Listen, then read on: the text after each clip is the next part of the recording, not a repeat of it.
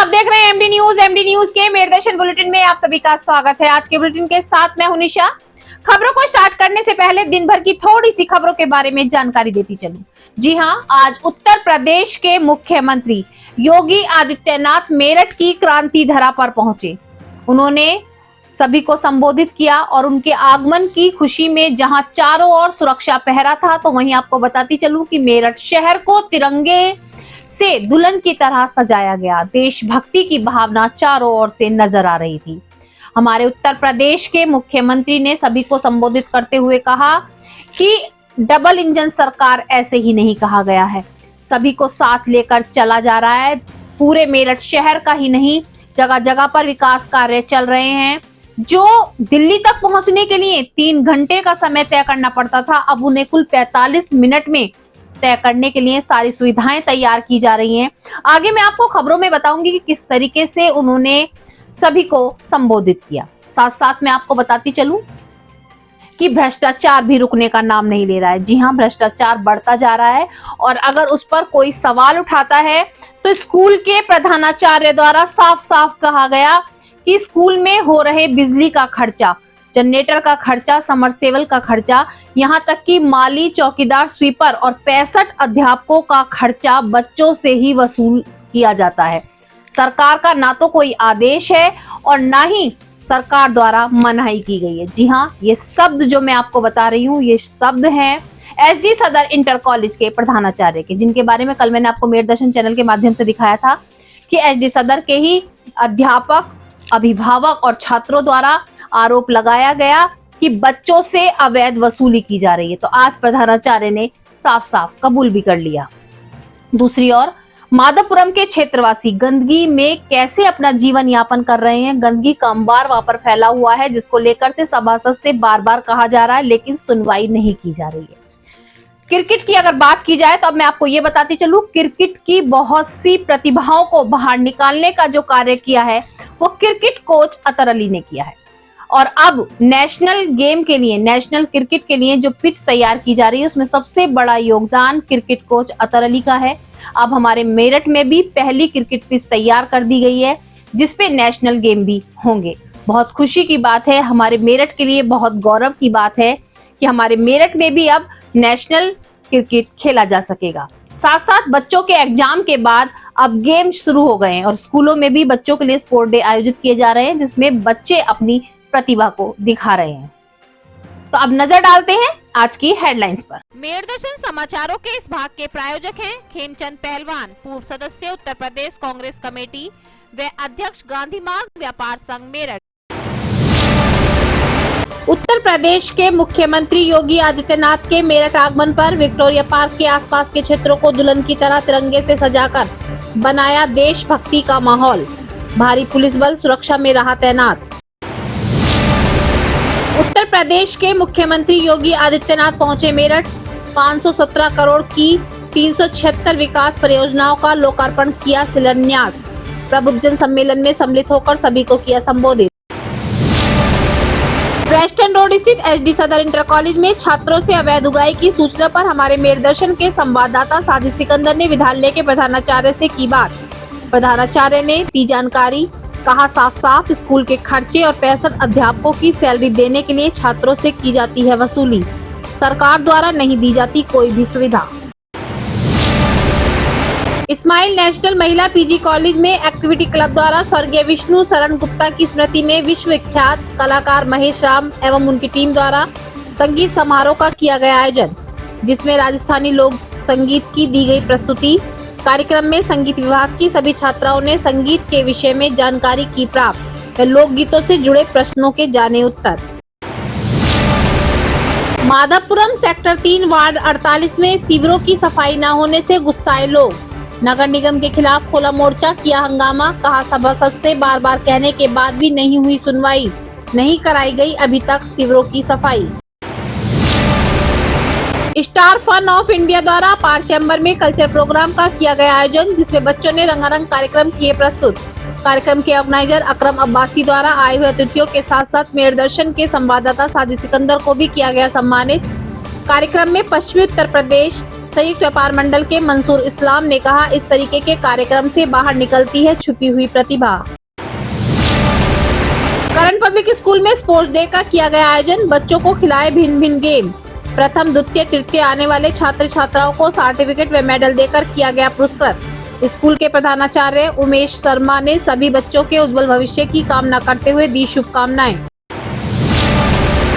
Cricket coach अतर अली के निर्देशन में द्रोण क्रिकेट एकेडमी में काली मिट्टी से तैयार हो रही इंटरनेशनल पिच कार्य हुआ पूरा, जल्द होगा एकेडमी का उद्घाटन।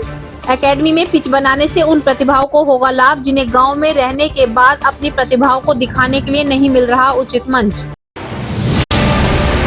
अब खबरें विस्तार से। सबसे पहले मैं आपको बताती चलूं कि आज हमारे मेरठ की क्रांति धरा पर उत्तर प्रदेश के मुख्यमंत्री योगी आदित्यनाथ पहुंचे, जिसको लेकर के मेरठ शहर में किस तरीके से तैयारियां की गई, किस तरीके से सुरक्षा व्यवस्था की गई, वो सारा नजारा मैं आपको मेरठ दर्शन चैनल के माध्यम से दिखाऊंगी।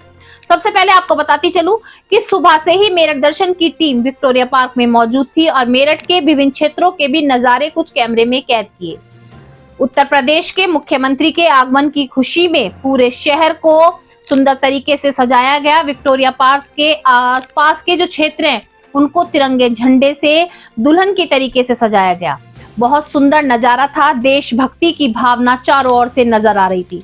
सुरक्षा व्यवस्था भी पूर्ण रूप से की गई थी। जगह जगह पर पुलिस कर्मी तैनात थे और भाजपा के सभी कार्यकर्ता भाजपा जिंदाबाद, उत्तर प्रदेश के मुख्यमंत्री योगी आदित्यनाथ जिंदाबाद के नारे लगाते हुए पंडाल में पहुंच रहे थे और पूर्ण रूप से सभी को सुविधाएं दी जा रही थी। तो आप देखें किस तरीके से तैयारियां की गई थी, किस तरीके से पूर्ण रूप से अभी उत्तर प्रदेश के मुख्यमंत्री नहीं पहुंचे हैं, लेकिन पूरी तैयारियों का जायजा अब तक पहुंचाने का मेरठ दर्शन की टीम ने पूरा प्रयास किया है।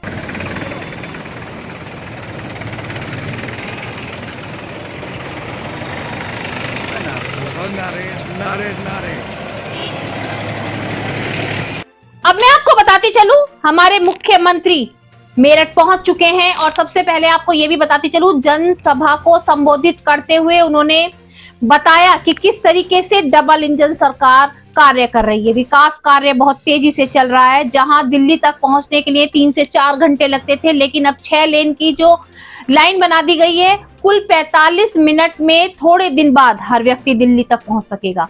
साथ साथ 571 करोड़ की 376 जो परियोजनाएं हैं उनका शिलान्यास भी किया और सभी को जागरूक भी किया कि बेरोजगारी खत्म करने के लिए कार्य किए जा रहे हैं। साथ साथ अपना रोजगार करने के लिए बहुत कम उसमें सभी को लोन भी उपलब्ध कराया जा रहा है। 2 समय यानी कि 2 बार महीने में सभी को राशन वितरित किया जा रहा है। धर्म जाति से ऊपर उठकर सभी के लिए आगे बढ़कर ये सरकार कार्य कर रही है। बाकी सभी को कहा कि भाजपा सरकार के राज में सब एक साथ मिलकर कार्य कर रहे हैं और आगे भी करते रहेंगे। ये जो गलत नैरेटिव है वो नैरेटिव ठीक माननीय मुख्यमंत्री जी बता रहे हैं, हम उनका स्वागत करते हैं। बहुत बहुत धन्यवाद। और मेरठ जनपद में हमारे उत्तर प्रदेश के यशस्वी माननीय मुख्यमंत्री जी का शुभागमन हो गया है। जोरदार तालियों के माध्यम से आपका स्वागत, अभिनंदन और वंदन। आपका बहुत बहुत स्वागत है, अभिनंदन है, वंदन है माननीय मेरठ जनपद में। आज आपके शुभ करकमलों से मेरठ को एक बड़ी सौगात प्राप्त होने वाली है और हमारे समाज से जुड़े हुए कुछ प्रबुद्ध जन, जिसमें कि उद्यमी हैं, वरिष्ठ शिक्षक हैं, अधिवक्ता हैं, साहित्यकार, उद्योगपति, वरिष्ठ सेनानी हैं, जो कि आपका स्वागत और सम्मान करना चाहते हैं। मैं क्रमवार तरीके से नाम लूंगी। सबसे पहले श्री राम कुमार गुप्ता जी,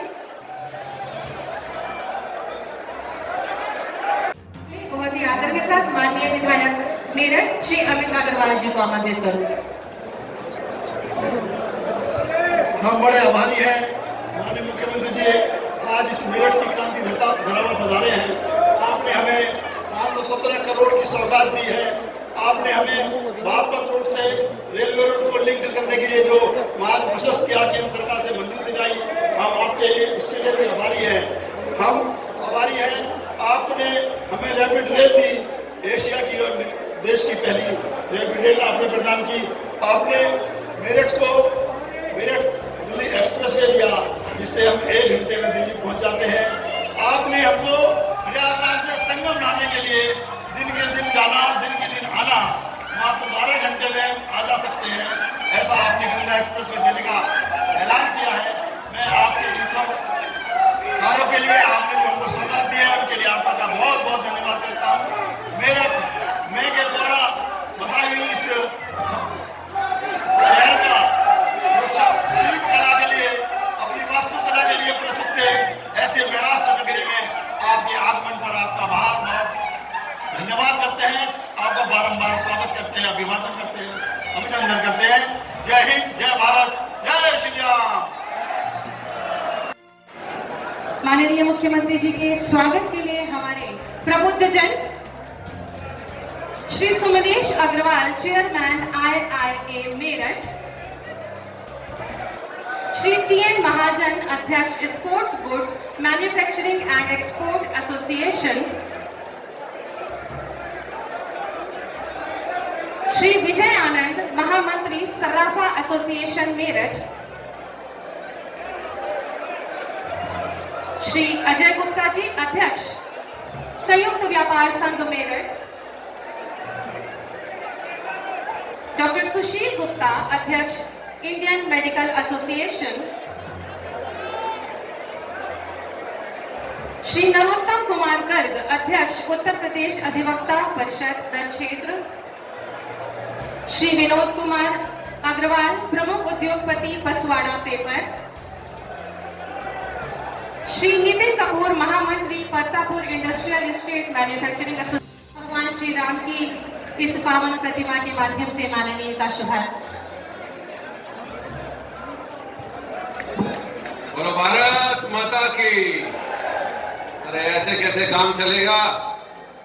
उत्तर प्रदेश के लोकप्रिय तपस्वी, उत्तर प्रदेश को नई पहचान दिलाने वाले, पूरे देश के अंदर उत्तर प्रदेश को विख्यात बनाने वाले, विश्व में उत्तर प्रदेश की एक नई पहचान बनाने वाले उत्तर प्रदेश के लोकप्रिय मुख्यमंत्री आदरणीय योगी आदित्यनाथ जी आपके बीच में पहुंचे हैं। एक बार जोरदार, बहुत तेज आवाज निकलनी चाहिए। बोलो भारत माता की, भारत माता की। मंच पर उपस्थित and distributor associate Shri Ranjit Singh Nanda, Guru Singh Sabha Meerut सचिव, श्री हरप्रीत सिंह जी, गुरुद्वारा सिंह सभा सचिव, श्री रणबीर सिंह जी, भूतपूर्व ब्रिगेडियर और वीर चक्र से सम्मानित, और श्री योगेश मोहन जी, वरिष्ठ शिक्षाविद।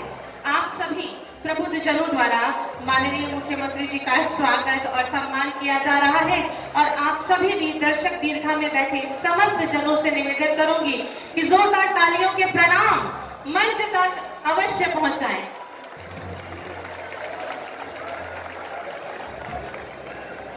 बहुत बहुत धन्यवाद। श्री हिमांशु राज, आपको माननीय के शुभकर्मों से चेक प्रदान किया जा रहा है। आप सभी अपनी शुभकामनाएं तालियों के माध्यम से भेजें। श्री सचिन कुमार, श्री पुष्कर अग्रवाल, मुख्यमंत्री युवा स्वरोजगार योजना के से श्री हिमांशु विहान और श्री हर्ष मित्तल, एक जनपद एक उत्पाद वित्त पोषण योजना के अंतर्गत श्री गिरीश चंद्र चौरसिया, श्री उत्कर्ष सिक्का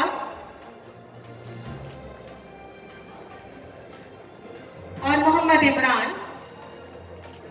प्रधानमंत्री स्वनिधि योजना के लाभार्थियों में सर्वप्रथम श्रीमती उमा शर्मा, श्रीमती सायरा बानो।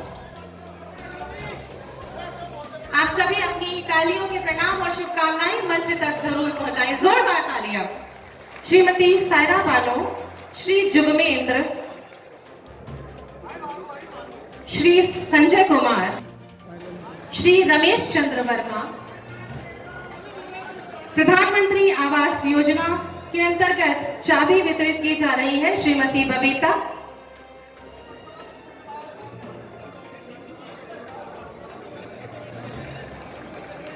श्री कंवरपाल, श्रीमती जरीना, श्री सचिन भटनागर और श्रीमती सुनीता, इन सभी लाभार्थियों को ढेर सारी शुभकामनाएं।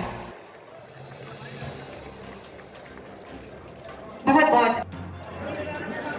इस पावन धरा पर सदैव बरसती है और बाबा ओगड़नाथ की कृपा के साथ ही मेरठ जनपद ने अपनी एक नई पहचान बनाई है। इसके अपने एक पौराणिक पहचान थी। आज से 5000 वर्ष पहले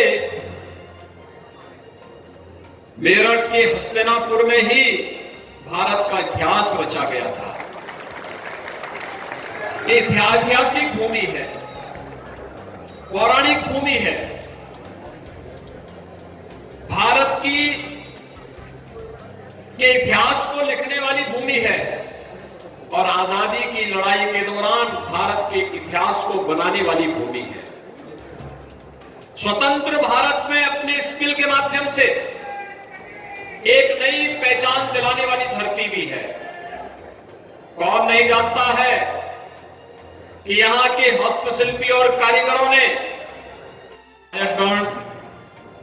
महानगर के अध्यक्ष श्री विमल शर्मा, मुकेश सिंघल जी, जिलाध्यक्ष विमल शर्मा जी, सभी उपस्थित पदाधिकारीगण, विभिन्न सामाजिक, सांस्कृतिक, व्यापारिक जगत से जुड़े हुए सभी प्रबुद्धजन और मेरठ के सभी हमारे उपस्थित भाइयों बहनों, बाबा ओगड़नाथ की इस पावन धरा को, जो देश के अंदर आजादी की लड़ाई में क्रांति धरा के रूप में विख्यात हुई, को कोटि कोटि नमन करते हुए मैं आप सभी प्रबुद्ध जनों का, कार्यकर्ताओं का हृदय से अभिनंदन करता हूं। भाइयों बहनों, चिंतन मंथन करके उसे आगे बढ़ाने का कार्य किया था। आज तो मेरठ विकास की जिस नई दौड़ के साथ आगे बढ़ा है, दुनिया की आधुनिकतम सुविधाएं मेरठ और उसके आसपास के क्षेत्र को प्राप्त हो रही हैं। भाइयों बहनों, 12 लेन का एक्सप्रेसवे दिल्ली मेरठ की दूरी को मात्र 45 मिनट में पूरी करने के लिए पर्याप्त है। आज आप देखते होंगे, आज से 5 साल पहले मेरठ से दिल्ली की दूरी 3 से 4 घंटे लगते थे, लेकिन अब मात्र 45 मिनट में इस दूरी को आप पूरा कर सकते हैं। ऐसे ही मेरठ से बुलंदशहर, मेरठ से बागपत, इन सभी दूरियों को भी और सीमित करने का प्रयास हो रहा है। और भाइयों बहनों, जब दिल्ली की दूरी कम हो गई है तो प्रदेश की राजधानी की दूरी भी मेरठ से कम होनी चाहिए। इसके लिए गंगा एक्सप्रेसवे यहां से बनाया जा रहा है, जो मात्र 4.5 घंटे के अंदर मेरठ से लखनऊ की दूरी को पूरा कर देगा। तो मेरठ में होता है, मेरठ उसका एक हब बन चुका है और मेरठ की इन्हीं विशेषताओं को ध्यान में रख करके डबल इंजन की सरकार लगातार मेरठ और पश्चिमी उत्तर प्रदेश के विकास के लिए पूरी प्रतिबद्धता के साथ कार्य कर रही है। भाइयों बहनों, 1 महीने के अंदर दूसरी बार तो मैं ही मेरठ में आया हूं। मैंने 1 महीने पहले यहां पर आकर के विकास के कार्यों की समीक्षा की थी। कुछ भौतिक विकास के कार्यों को भौतिक सत्यापन भी किया था और यहां के विकास के कार्यक्रमों को कैसे आगे गति देनी है, इस पर व्यापक रूप से जनप्रतिनिधि और यहां के प्रशासन हुए हैं। भाइयों बहनों, रैपिड रेल, देश की पहली रैपिड रेल भी दिल्ली मेरठ के बीच में बन रही है। इस रैपिड रेल के लिए मैं अग्रिम बधाई दे रहा हूं मेरठ के वासियों को। अच्छे लोगों को चुनेंगे, अच्छे परिणाम आएंगे। अच्छी सरकारें आती हैं तो अपने साथ विकास भी लेके आती हैं। आज मेरठ की पहचान मेरठ के विकास के साथ, अत्याधुनिक विकास के साथ, आज मेरठ की पहचान यहां के स्किल डेवलपमेंट के साथ, आज मेरठ की पहचान प्रदेश का पहला स्पोर्ट्स यूनिवर्सिटी के रूप में मेरठ की पहचान होने जा रही है। और वन डिस्ट्रिक्ट वन प्रोडक्ट में स्पोर्ट्स आइटम के लिए मेरठ को चिन्हित करके उसको प्रमोट करने के लिए जो कार्यक्रम आगे बढ़े हैं, उन सब के लिए की जा रही है। हम सब जानते हैं व्यापारी और उद्यमियों को गुंडा टैक्स देना होता था, कोई निवेश नहीं करना चाहता था, जो निवेश किया है वह निवेश छोड़ करके भागता था। आज आप देख रहे होंगे पेशेवर माफिया और अपराधी आज गुंडा टैक्स नहीं वसूल कर सकते, आज ये किसी सत्ता में किसी ठेके में जबरन नहीं कर सकते, आज वे जाकर के किसी बहन बेटी की इज्जत के साथ खिलवाड़ नहीं कर सकते। उनको पहले ही दिन कह दिया गया था कि अगर प्रदेश के अंदर कानून के खिलाफ किसी भी प्रकार की कोई हरकत की तो फिर जान के लाले पड़ेंगे ही पड़ेंगे। और भाइयों बहनों, आज अपराधियों को गले में तख्ती लटका करके घूमते हुए भी आप देख रहे होंगे। और इसीलिए आज मैं आपके पास आया आपसे कहने के लिए कि निवेश और रोजगार की पहली शर्त होती है सुरक्षा की। डबल इंजन की सरकार सुरक्षा का एक बेहतर वातावरण दे रही है। डबल इंजन की सरकार विकास के कार्यों को तीव्रता के साथ आगे बढ़ा रही है और डबल इंजन की सरकार बुनियादी सुविधाओं को आगे बढ़ाने का कार्य कर रही है। मेरठ भी स्मार्ट सिटी के रूप में विकसित हो रहा है और स्मार्ट सिटी में प्रदेश और देश जिस रोजगार और स्किल डेवलपमेंट के लिए जाना जा रहा है, दुनिया के अंदर आज इसकी धमक सुनाई दे रही है, उसकी पहली शर्त है अखिल भारतीय स्तर पर आतंकवाद और किसी भी प्रकार के अलगाववाद और अराजकता को पूरी तरह समाप्त करना। सौभाग्य से प्रधानमंत्री मोदी जी के 2014 में देश की बागडोर संभालने के बाद देश के अंदर आतंकवाद, नक्सलवाद और अलगाववाद पूरी तरह समाप्त हुआ है। आपने 2017 में प्रदेश में डबल इंजन की भारतीय जनता पार्टी का सरकार का गठन किया। आज उत्तर प्रदेश की कानून व्यवस्था सुरक्षा का एक बेहतर माहौल दे रही है। उत्तर प्रदेश की कानून व्यवस्था दंगा मुक्त, कर्फ्यू मुक्त, आस्था का सम्मान करने वाली, उत्तर प्रदेश के प्रत्येक नागरिक को सुरक्षा की गारंटी देने वाली बन चुकी है। और भाइयों बहनों, इसकी सर्वत्र सराहना हो रही है। और नहीं तो ये गुंडे, माफिया, ये अपराधी बहन बेटियों का स्कूल जाना बंद करा देते। मैनेजमेंट सिस्टम को हम लोग सेफ सिटी के साथ जोड़ रहे हैं कि अगर शहर की सुरक्षा पर बहन बेटी हो, व्यापारी हो, आम राहगीर हो, कॉमन नागरिक हो, उनकी सुरक्षा पर कोई सेंध लगाने का कहीं से किसी ने दुस्साहस किया, इस चौराहे पर उसने किया, अगले चौराहे पर पुलिस उसको ढेर कर चुकी होगी। तो आगे से कोई इस प्रकार का दुस्साहस नहीं कर पाएगा। हम लोग स्मार्ट सिटी में ITMS को integrated command and control centre के रूप में विकसित कर रहे हैं और इसीलिए आज मैं आपके पास आया हूं। निवेश का एक अच्छा वातावरण प्रदेश के अंदर बना है और इसी वातावरण को देखते हुए उत्तर प्रदेश देश की अर्थव्यवस्था का ग्रोथ इंजन बनने की सामर्थ्य रखता है। प्रधानमंत्री मोदी जी के विजन के अनुरूप उत्तर प्रदेश की अर्थव्यवस्था, प्रधानमंत्री जी ने देश की अर्थव्यवस्था को 5 ट्रिलियन US के बारे में करने के लिए जो संकल्प लिया है, उस संकल्प में यूपी भी ग्रोथ इंजन के रूप में काम करे। इसलिए यूपी की इकोनॉमी को $1 ट्रिलियन की इकोनॉमी बनाना है तो व्यापक निवेश को हमें आमंत्रित करना होगा। और निवेश की जो महत्वपूर्ण शर्तें होती है, अच्छा इंफ्रास्ट्रक्चर हो, अच्छी कनेक्टिविटी हो, सुरक्षा का बेहतर वातावरण हो, ईज ऑफ डूइंग बिजनेस में हर व्यक्ति को, निवेशक और व्यवसायी को निवेश की उस प्रकार की सुविधाएं हो। आगे बढ़ाते हुए आज जब कार्यक्रम को आगे बढ़ाया जा रहा है तो मैं उसी का आह्वान करने के लिए आया हूं मेरठ के सभी उद्यमी, व्यापारी और प्रबुद्ध जनों से कि भाइयों बहनों, डबल इंजन की सरकार के साथ साथ स्थानीय आवश्यकताओं के लिए स्थानीय स्तर पर भी जो सरकारें गठित होती हैं उनकी भी बड़ी भूमिका होती है। बहुत सारे एनओसी उनसे लेने होते हैं, उसके लिए भी एक तैयारी। और दूसरा, हम लोगों ने 10 से 12 फरवरी के बीच उत्तर प्रदेश के अंदर ग्लोबल इन्वेस्टर समिट का आयोजन भी किया है। उत्तर प्रदेश की अर्थव्यवस्था को आगे बढ़ाया जा सके, रोजगार का व्यापक पैमाने पर सृजन किया जा सके, उत्तर प्रदेश के नौजवानों की प्रतिभा और ऊर्जा का उपयोग हम उत्तर प्रदेश के विकास में कर सके।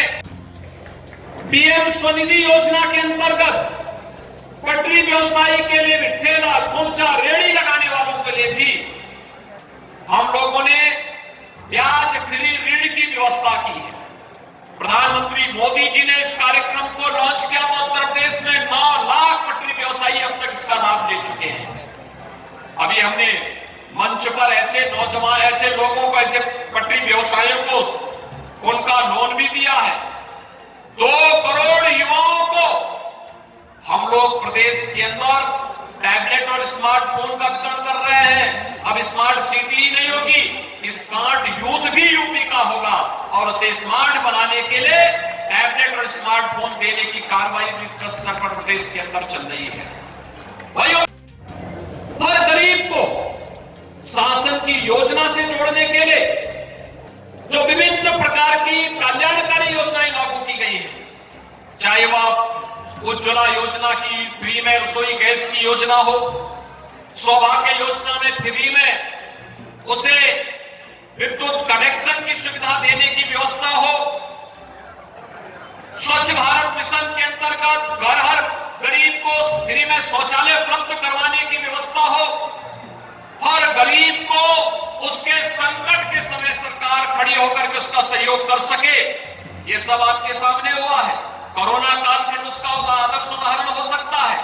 फ्री में टेस्ट, फ्री में उपचार, फ्री में वैक्सीन और प्रदेश के अंदर 15 करोड़ गरीबों को डबल इंजन की सरकार हर महीने डबल डोज राशन की भी उपलब्ध करवाने का कार्य करती थी। भाइयों बहनों, ये कोरोना कालखंड में देश और दुनिया ने देखा है और इसीलिए आज मैं आपके बीच आया हूं। अच्छे संस्थान खुले, आप इसके लिए आगे आइए। राज्य सरकार तो आज केंद्र सरकार के साथ मिलकर के 1 डिस्ट्रिक्ट 1 मेडिकल कॉलेज की कार्रवाई को आगे बढ़ा चुकी है। अब तक 1947 से लेकर 2017 तक मात्र 12 गवर्नमेंट मेडिकल कॉलेज खुल पाए थे। आज भाइयों बहनों, मात्र 5 वर्ष में 35 नए मेडिकल कॉलेज राज्य सरकार राज्य और केंद्र सरकार मिलकर बना रही है।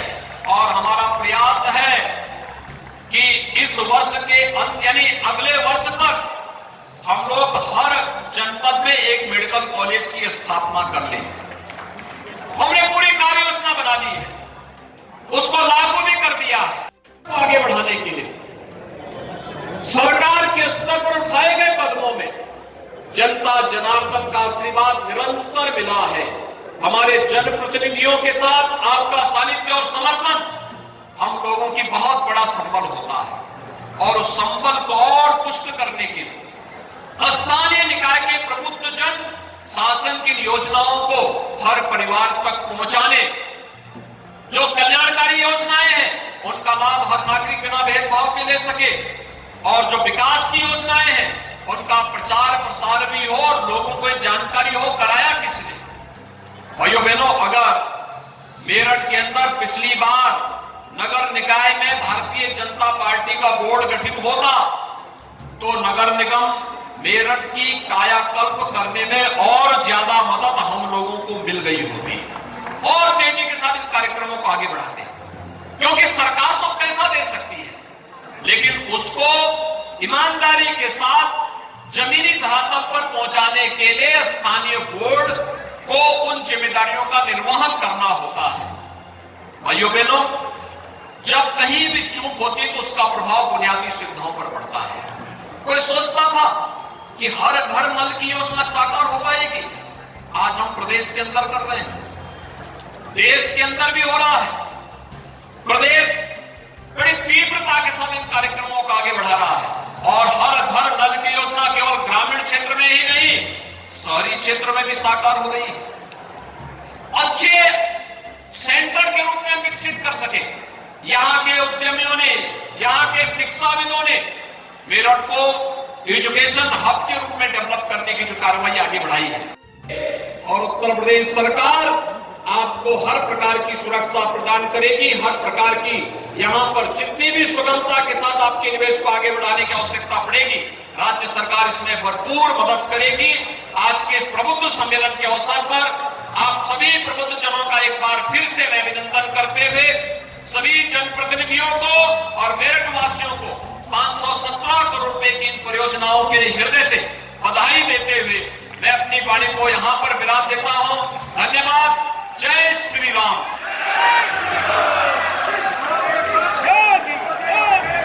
आपके प्रेरणादायी उद्बोधन के लिए हम आपका हृदय से धन्यवाद करते हैं। आपका जनपद मेरठ में आगमन बहुत सारे शुभ संकल्प लेकर आया है। आपने अपने शुभ कदमों से आज 517 करोड़ रुपए की लागत की 376 विकास परियोजनाएं मेरठ को सौंपी है। कल मैंने मेरठ दर्शन चैनल के माध्यम से आपको दिखाया था कि एसडी सदर के अध्यापक, अभिभावक और छात्र धरना प्रदर्शन के लिए बैठे हुए। उनका साफ साफ कहना है कि नाम के लिए सरकारी स्कूल है, लेकिन छात्रों से 60 से 70 लाख रुपए की वसूली की जा रही है और उनको काफी परेशान किया जा रहा है। ट्यूशन के लिए बच्चों को प्रताड़ित किया जा रहा है कि अगर बच्चा ट्यूशन नहीं लगाएगा तो उसको फेल किया जा रहा है। स्कूल के जो अध्यापक हैं उनसे ही ट्यूशन लगाने के लिए कहा जा रहा है। स्कूल में पढ़ाई बिल्कुल खत्म हो चुकी है। आप खुद सोचिए कि अगर अध्यापक इस बात को कहे तो वाकई में ही कहीं ना कहीं सच्चाई जरूर होगी। साथ साथ जो अध्यापक इसका ऑब्जेक्शन करते हैं, जो इनकी अवैध वसूली में इनका साथ नहीं देते, उनको सस्पेंड कर दिया जाता है, स्कूल से निकाल दिया जाता है। आज इन सब चीजों की जानकारी लेने के लिए हमारे मेरठ दर्शन के संवाददाता साजिद सिकंदर आज एसडी सदर में पहुंचे और प्रधानाचार्य से बात की। तो आप खुद ही देखिए कि प्रधानाचार्य अपने शब्दों में खुद ही कैद हो गए और उन्होंने साफ साफ कह दिया कि अगर छात्रों से पैसे ना ले तो बहुत सारे विद्यालय के खर्चे होते हैं वो कैसे किए जाएंगे। जी हाँ, मैं आपको बताती चलूं उन्होंने क्या क्या खर्चे बताए। उन्होंने कहा स्कूल में चौकीदार है, स्कूल में माली है, स्वीपर है, समरसेबिल लगा हुआ है, पानी की टंकियां लगी हुई हैं, बिजली का खर्चा है और साथ साथ 65 अध्यापक भी हैं जिनकी सैलरी देनी होती है और ये सब पैसा बच्चों से ही लिया जाता है। आप खुद सोच सकते हैं कि सरकारी स्कूल में सरकार द्वारा सुविधाएं दी जाती हैं, क्या हर सुविधा के लिए बच्चों से पैसा वसूला जाएगा? हर चीज के लिए बच्चों से पैसा लिया जाएगा तो फिर सरकारी स्कूल किस बात का? एक और तो कहा जाता है कि सरकार द्वारा बहुत सी सुविधाएं दी जा रही हैं और सरकारी स्कूलों में ज्यादातर वो बच्चे पढ़ते हैं जिनकी आर्थिक स्थिति इतनी अच्छी नहीं होती कि वो अपने बच्चों को English medium hi fi private स्कूलों में पढ़ा सके। अगर उनके पास इतना पैसा देने के लिए होता या ट्यूशन लगाने के लिए होता तो फिर सरकारी स्कूल में ही बच्चे क्यों भेजते? हमारे संवाददाता ने दूसरा क्वेश्चन ये किया कि उत्तर प्रदेश के मुख्यमंत्री द्वारा साफ साफ मनाही की गई है कि स्कूलों में अवैध वसूली नहीं की जाएगी। तो उन्होंने बहुत ही अच्छा जवाब दिया कि हमारे पास कोई ऐसी सूचना नहीं है और हमें सरकार से कोई भी सुविधा नहीं दी जाती, इसलिए हम बच्चों से वसूली करते हैं। आप खुद देख सकते हैं कि अपने जवाब में स्कूल के प्रधानाचार्य खुद ही फंस गए। उन्होंने साफ साफ कह दिया गोलमोल तरीके से कि हाँ, वो स्कूल के बच्चों से अवैध वसूली करते हैं। तो आप खुद सोच सकते हैं कि सरकारी स्कूल फिर किस बात का? इससे तो बच्चे प्राइवेट स्कूल में पढ़ते हैं, कम से कम पता तो रहता है कि बच्चों से पैसे लिए जा रहे हैं, फीस ली जा रही है, लेकिन फीस के साथ साथ सरकारी स्कूलों में मोटी उगाई की जा रही है और बहुत ही शर्मनाक बात है और अभिभावक अध्यापक इसके लिए आवाज उठा रहे हैं। कार्यवाहक प्रधानाचार्य सनातन धर्म कॉलेज सदर मेरठ। ये कल एक धरने प्रदर्शन हो रहा था DSO ऑफिस पे, जो प्रकरण आपके यहाँ चल रहा है उसके बारे में क्या कहना चाहेंगे आप? इसकी ऑफिशियल जानकारी तो विद्यालय को नहीं थी। ये जिला विद्यालय निरीक्षक ऑफिस में हुआ है। क्या हुआ है? आपके आगे कोई टीचर हैं मनोज कुमार, उन्हें सस्पेंड किया गया है? उनको जो निलंबित किया गया है ये निर्णय प्रबंध कार्यकारिणी समिति का सभी का है सर्वसम्मति से, तो उन्होंने ही इनको निलंबित किया है। वो तो स्कूल के ऊपर इल्ज़ाम लगा रहे हैं अवैध उगाही के लिए बच्चों से ट्यूशन के पैसे लिए जाते हैं एक्स्ट्रा। अवैध वसूली का आरोप ये गलत है। पहली से 8वीं तक के छात्र, लगभग 1000 छात्र यह निःशुल्क शिक्षा प्राप्त कर रहा है। उनसे किसी प्रकार का कोई शुल्क नहीं लिया जाता और ये जांच में भी ये बात आ चुकी है। सब बच्चों का भौतिक सत्यापन हुआ। उन्होंने एक सुर में ही कहा कि हमसे कोई फीस नहीं ली गई और ना आगे ली जाती, जबकि उनको प्राइवेट अध्यापक भी दिया जाता है और बिजली पानी की व्यवस्था दी जाती है। जो कल बच्चे वहाँ बैठे थे हाथों में तख्ती लिए हुए, उन्होंने उस पर यही लिखा था, अवैध वसूली नहीं चलेगी, ट्यूशन की फीस नहीं चलेगी। लगभग 50 बच्चों का कहना है। यहाँ पे इस विद्यालय में लगभग 3500 छात्र पढ़ रहे हैं। जो फीस देते हैं 9th, 10th, 11th, 12th, वो लगभग 2400 बच्चे हैं। और ये पीटीए के नाम से जो शुल्क लिया जा रहा है, पीटीए का गठन है और इसमें संपन्न, सक्षम अभिभावक और कोई भी समाज का दान देने वाला व्यक्ति उससे ही लिया जाता है। और इससे विद्यालय संचालन में जो 65 टीचर, कर्मचारी, सफाई कर्मचारी, माली, चौकीदार लग रहे हैं, उनको इनसे पेमेंट किया जाता है। उनका भुगतान, उनके वेतन का भुगतान इसी मद से ही किया जाता है। बिजली का बिल, पानी जो कि समरसीबल से लेते हैं, टंकियां हैं, उनकी साफ़ सफाई, इन सब के खर्चे हैं जो विद्यालय को इनसे करने पड़ते हैं, करने हैं हमें।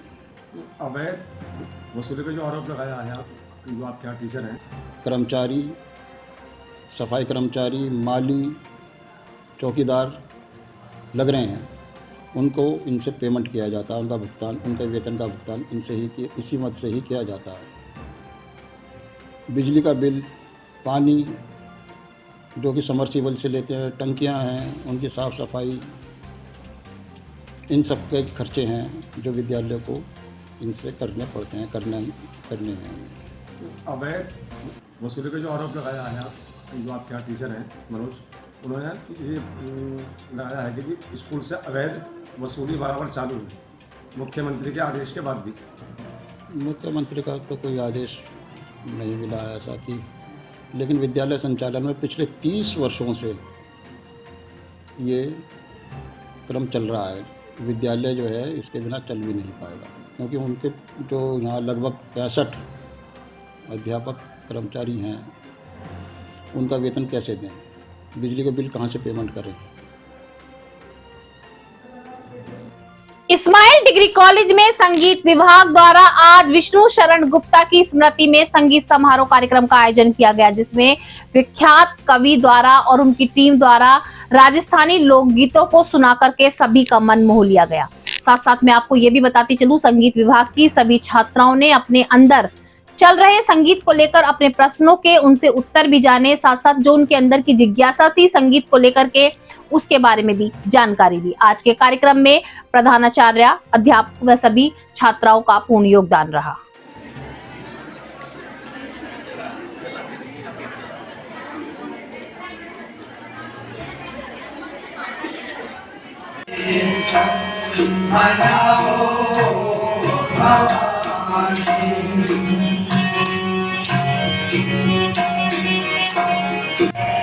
दशायो भवानी गणपत गणेश मनाओ भवानी गणेश मनाओ भवानी गणपत गणेश मनाओ।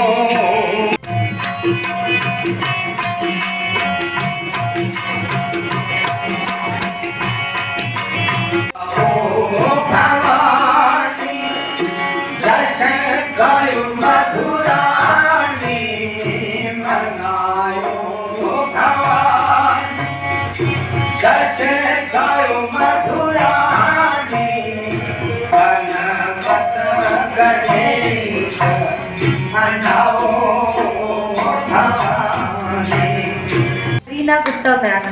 आइए गाँव का स्वागत आमंत्रित करती हूँ और उनसे आग्रह करना चाहूँगी कि स्वर्गीय विष्णु शरण गुप्ता जी के व्यक्तित्व के बारे में हमें कुछ बताइए।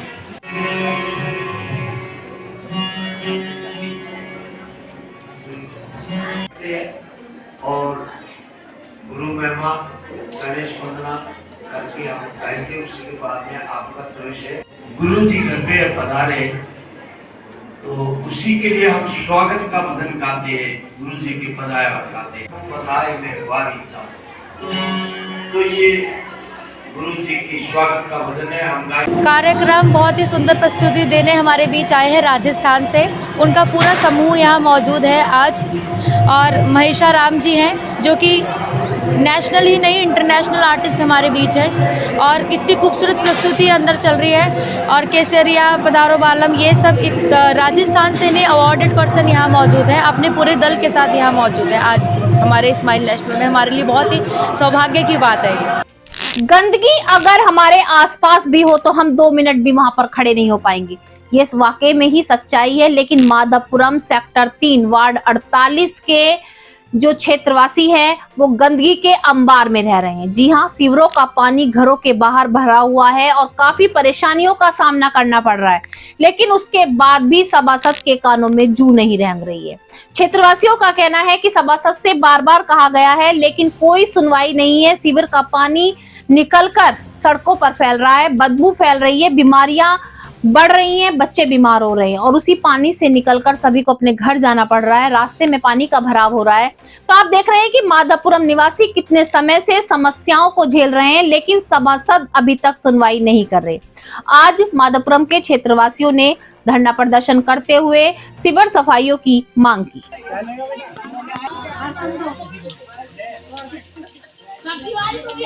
नाम श्वेता। हमारी भैया गली में पानी भर जावे गटरों से।